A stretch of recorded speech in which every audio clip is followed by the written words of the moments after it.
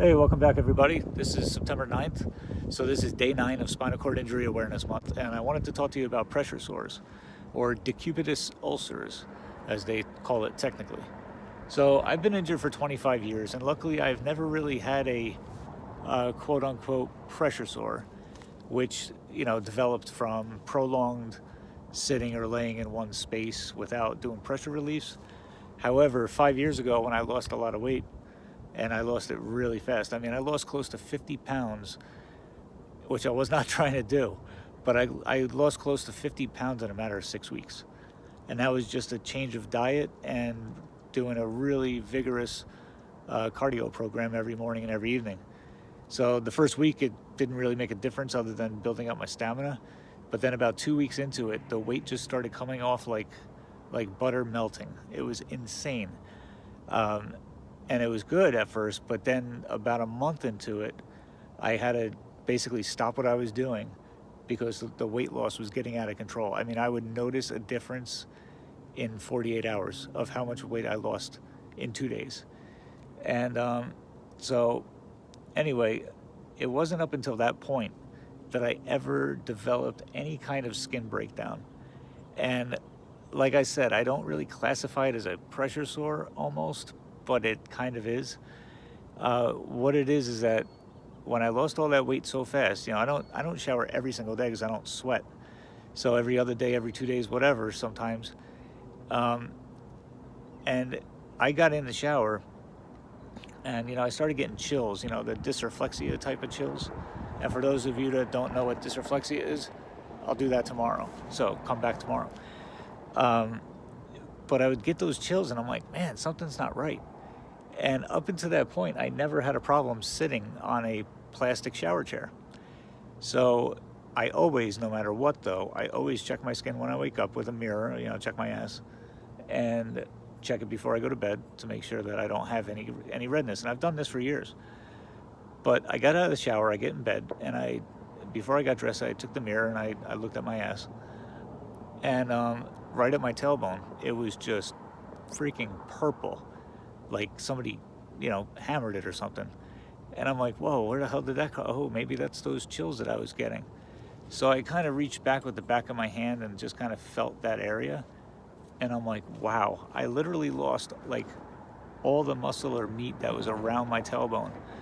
And it felt through the skin, it felt like a sharp edged bone.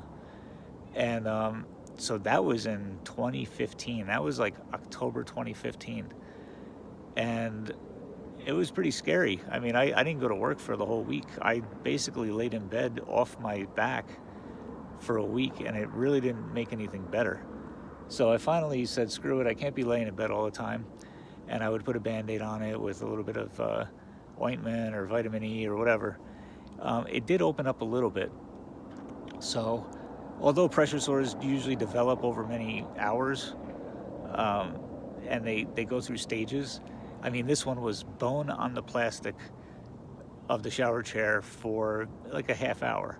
So yes, it could technically be a pressure sore, but it develops so fast, I don't really classify it as that. But it did take close to 2 years for it to be completely cleared up, because for a while it healed maybe a year later, because I'm always on the go, I'm always doing something.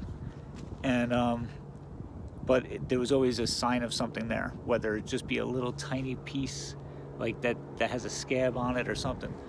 So yeah, it was just a lot of staying off my ass. If I was going to do something on the computer, I would get in bed and do it on the computer, instead of sitting at a desk or something like that. And I did that for a while, and it sucked. I mean, it really sucked. And I wasn't even strapped to the bed for a year or two like some of these other people are that have pressure sores. But a lot of people don't take care of them right away. They let them go into like a stage 3 and stage 4, which is, I mean, you could die from it, literally. Your skin is your first barrier towards disease and towards infection, so you better take care of it. So unfortunately, yesterday, I was getting into the shower, I was sliding across on my slide board, and I kind of twisted just a little too much, and I slid off the front of the slide board and I landed on the tile floor, and we have like a rough tile. So landed on the tile floor. My girlfriend was there and landed on my left foot. So she basically took my chair away, you know, flipped it over backwards, and I'm sitting there and I'm like, oh shit, how do I get off the floor? But 2 years ago when I fell off the chair onto the floor when nobody was home, I was on the floor for about an hour because I can't get off the floor into my chair or up onto anything significant because I don't have the tricep for it. And so I bought an inflatable mattress, and yesterday was the first time I had to use it. So she went and got the inflatable mattress, and I slid over onto the wood floor of the bedroom, and she plugged in the mattress.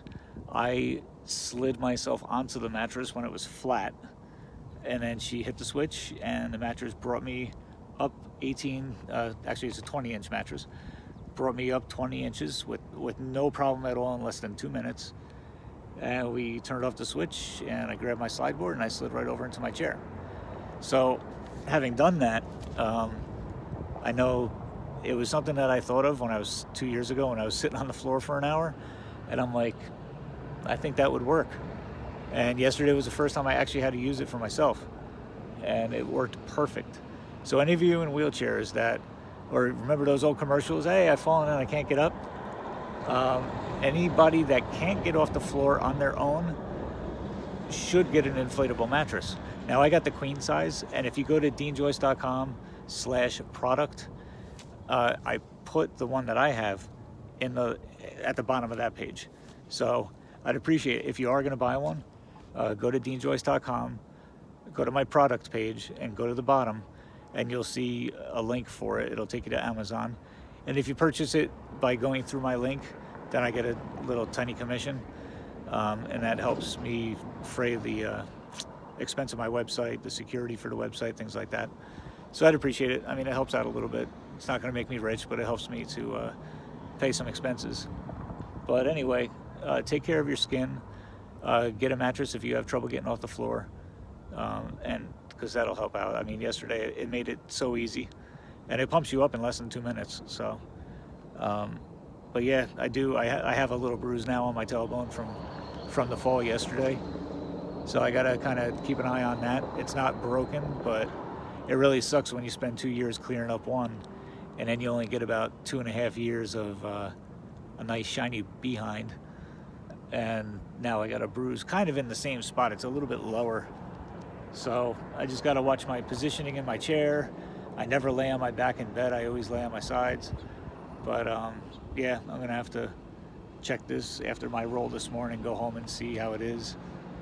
But I don't think it's anything bad. It is just a bruise, really. But a bruise means not a good thing, especially when it's on a high pressure point of your body. So take care, everybody. Please visit my website. The main website is deanjoyce.com. That shows you my business and my personal life. But I'm also trying to spread the word for thewheeldean.com. It'll take you straight towards my personal life, wheelchair life, on deanjoyce.com. All right. So, and you can also find me on Facebook, Instagram, Twitter, and my name, and YouTube. Please subscribe on YouTube, and everything is The Wheel Dean on all those platforms. All right, so I'm going to head back home, and I hope you guys have a very good day. Bye-bye.